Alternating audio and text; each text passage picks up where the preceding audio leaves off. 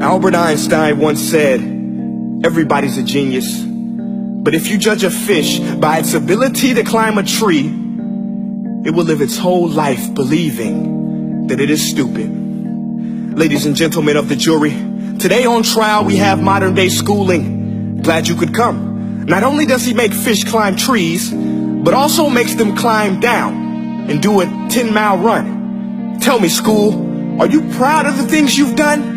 Turning millions of people into robots, do you find that fun? Do you realize how many kids relate to that fish swimming upstream in class, never finding their gifts, thinking they are stupid, believing they are useless? Well, the time has come, no more excuses. I call school to the stand and accuse him of killing creativity, individuality, and being intellectually abusive. He's an ancient institution that has outlived his usage. So, Your Honor, this concludes my opening statement, and if I may present the evidence of my case, I will prove it. Proceed. Exhibit A. Here's a modern day phone. Recognize it? Here's a phone from 150 years ago. Big difference, right? Stay with me. Here's a car from today, and here's a car from 150 years ago. Big difference, right? Well, get this. Here's a classroom of today, and here's a class we used 150 years ago. Now ain't that a shame? In literally more than a century, nothing has changed. Yet you claim to prepare students for the future? But with evidence like that, I must ask, do you prepare students for the future or the past? I did a background check on you and let the record show that you were made to train people to work in factories, which explains why you put students in straight rows, nice and neat, tell them sit still, raise your hand if you want to speak, give them a short break to eat, and for 8 hours a day, tell them what to think. Oh, and make them compete to get an A letter which determines product quality, hence grade A of meat. I get it. Back then, times were different. We all have a past. I myself am no Gandhi. But today, we don't need to make robot zombies. The world has progressed. And now we need people who think creatively, innovatively, critically, independently, with the ability to connect. See, every scientist will tell you that no two brains are the same. And every parent with 2 or more children will confirm that claim. So please explain why you treat students like cookie cutter frames or snapback hats, giving them this one-size-fits-all crap. Watch your language. Sorry, Your Honor, but if a doctor prescribed the exact same medicine to all of his patients, the results will be tragic. So many people will get sick, yet when it comes to school, this is exactly what happens, this educational malpractice, where one teacher stands in front of 20 kids, each one having different strengths, different needs, different gifts, different dreams, and you teach the same thing the same way? That's horrific. Ladies and gentlemen, the defendant should not be acquitted. This may be one of the worst criminal offenses ever to be committed. And let's mention the way you treat your employees. Objection. Overruled. I want to hear this. It's a shame. I mean, teachers have the most important job on the planet, yet they're underpaid?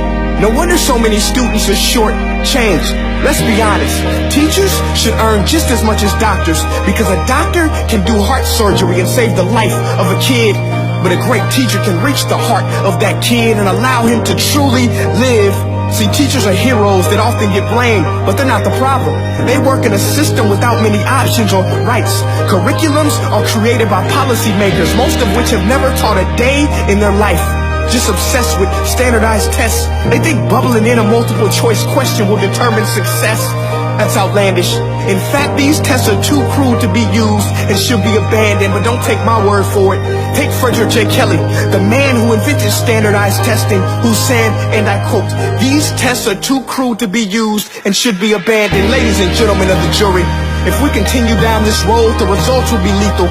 I don't have much faith in school, but I do have faith in people. And if we can customize healthcare, cars, and Facebook pages, then it is our duty to do the same for education, to upgrade and change and do away with school spirit, because that's useless. Unless we're working to bring the spirit out of each and every student, that should be our task. No more Common Core. Instead, let's reach the core of every heart in every class. Sure, math is important, but no more than art or dance. Let's give every gift an equal chance. I know this sounds like a dream, but countries like Finland are doing impressive things. They have shorter school days. Teachers make a decent wage. Homework is non-existent, and they focus on collaboration instead of competition. But here's the kicker, boys and girls. Their educational system outperforms every other country in the world. Other places like Singapore are succeeding rapidly. Schools like Montessori, programs like Khan Academy. There is no single solution, but let's get moving. Because while students may be 20% of our population, they are 100% of our future. So let's attend to their dreams, and there's no telling what we can achieve. This is a world in which I believe, a world where fish are no longer forced to climb trees. I'll rest my case.